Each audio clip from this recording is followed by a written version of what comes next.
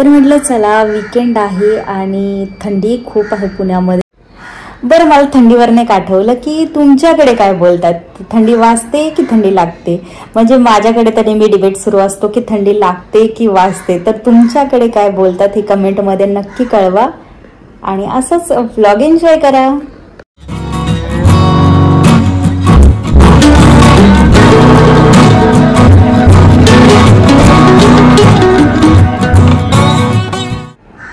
Hi friends, मी नूतन आणि आज आहे वीकेंड। तर म्हटलं चला आज तसं काही प्लॅनही नाही आहे बाहेर जाण्याचा, तर म्हटलं चला एक रेसिपी बनवावी आणि तुमच्यासोबतही ती शेअर करावी। आणि तसंही म्हटलं चला माझाही त्यात फायदाच आहे, कारण माझाही स्क्रीन टाईम कमी भरेल आणि त्यानिमित्ताने नाहीतर रील्स मी स्क्रोलही करत बसणार नाही आणि माझा वीकेंडही असाच वेस्ट जाणार नाही। तर म्हटलं चला एक रेसिपी बनवतच आहे ब्रेड पॅटीसची, तर तुमच्यासोबतही ती शेअर करावी। आता रेसिपी खूप छान आहे, सोपी आहे, फक्त त्यामध्ये थोडीशी एक वेगळा इन्ग्रेडियंट मी ॲड करते जेणेकरून त्याची चव अजून एनहान्स होते, छान होते, चविष्ट होतात अजूनही। तर तुम्हीही ती रेसिपी नक्की ट्राय करा आणि आय होप तुम्ही करालच, कारण आय गॅरंटी की रेसिपी खूप छान आहे। म्हणून बघत राहा ब्लॉग शेवटपर्यंत आणि आवडल्यास नक्की लाईक शेअर सबस्क्राईब करा। तर सर्वात आधी आपण बघूयात आपल्याला ब्रेड पॅटीससाठी काय काय लागते ते। तर सर्वात आधी मी घेतला आहे कढीपत्ता, लसूण, अद्रक, हिरवी मिरची, कोथिंबीर। आता मी कोथिंबीर मिरची जरा जास्त वापरला आहे कारण मी ते पुढे सांगते। आता घेतला आहे पुदिना, जिरं, मोहरी, ओवा, हळद आणि बेसन पीठ। आता पॅटीससाठी मेन जे हवं आहे आपल्याला ते आहे ब्रेड। तर मार्केटमध्ये तुम्हाला जे अवेलेबल आहे तुम्ही ते वापरू शकता आणि उकडलेले बटाटे। तर सर्वात आधी मी करणार आहे पुदिन्याची चटणी। तर चटणीसाठी मी घेत आहे पुदिना, कोथिंबीर आणि हिरवी मिरची आणि त्यात चवीनुसार तुम्ही मीठही टाकू शकता आत्ता किंवा नंतर। मी यात दही नाही वापरलेलं, तुम्हाला आवडत असेल तर तुम्ही दहीही टाकू शकता। आता हे सर्व मी बारीक करून घेतलेलं आहे आणि तुम्ही बघू शकता पुदिन्याची चटणी आपली रेडी आहे। ऑफिसमधनं कॉल होता, चला तुम्हाला ते लाईव्ह डेमो मिळाला इंजिनियर्सची लाईफ कशी आहे ती।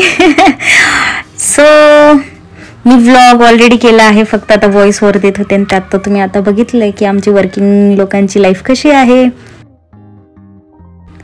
आता आपण बटाट्याची चटणी करण्यासाठी काय काय लागते ते बघूयात। तर मी सगळ्यात आधी अद्रक, लसूण, हिरवी मिरची, कोथिंबीर आणि पुदिना।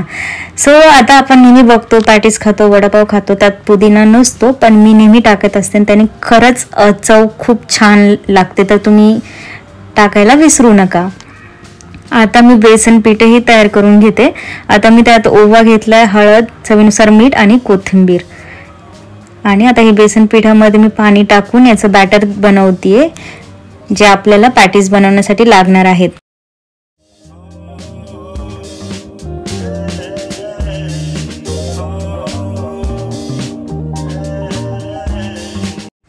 बॅटर मस्तपैकी तयार आहे। आता आपण फोडणीची तयारी करू।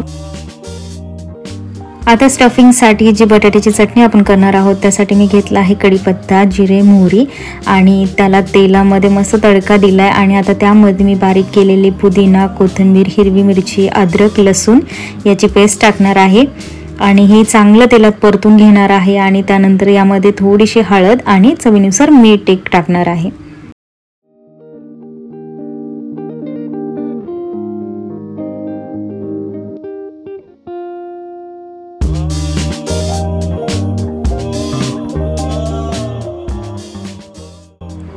तुम्ही बघू शकता तेल सुटलं आहे फोडणीला। आता आपण त्यामध्ये उकडलेले बटाटेही मिक्स करणार आहोत।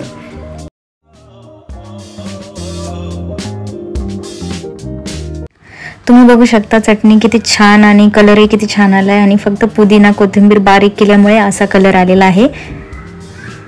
आता आपण तेलही गरम करायला ठेवूया, तोपर्यंत आपण स्टफिंग ब्रेड मध्ये भरू। जेव्हा आपण चटणी भरतो ब्रेड मध्ये तेव्हा इव्हनली स्प्रेड करा आणि जास्त क्वांटिटी मध्ये भरा, कारण टेस्ट तरच छान लागते, नाहीतर नुसतं ब्रेड आणि बेसन पीठ खाल्ल्यासारखी टेस्ट येते। आता हे ब्रेड मस्त नाईफने किंवा कुलथा किंवा उलटने आपण जे बोलतो त्याने तुम्ही कट करू शकता। बघा, असं बघून कुणाला खाऊ नाही वाटणार. तर आता आपण हे जे ब्रेड आहात, आता आपण ते बेसन पिठामध्ये डीप करून तळून घेऊया.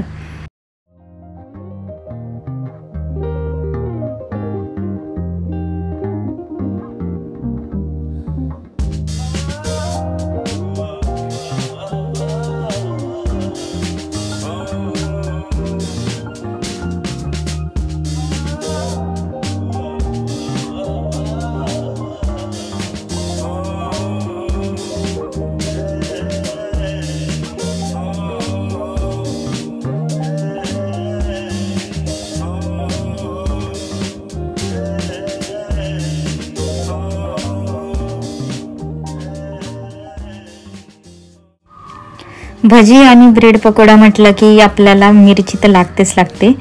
तर मी आता इथे मिरची तळून घेतली आहे आणि आपली ब्रेड जे रेडी होते तेही मी आता कट केलेले आहे आणि तुम्ही बघू शकता किती छान फ्लफी एकदम छान झालेलं आहे आपली ब्रेड पॅटीस.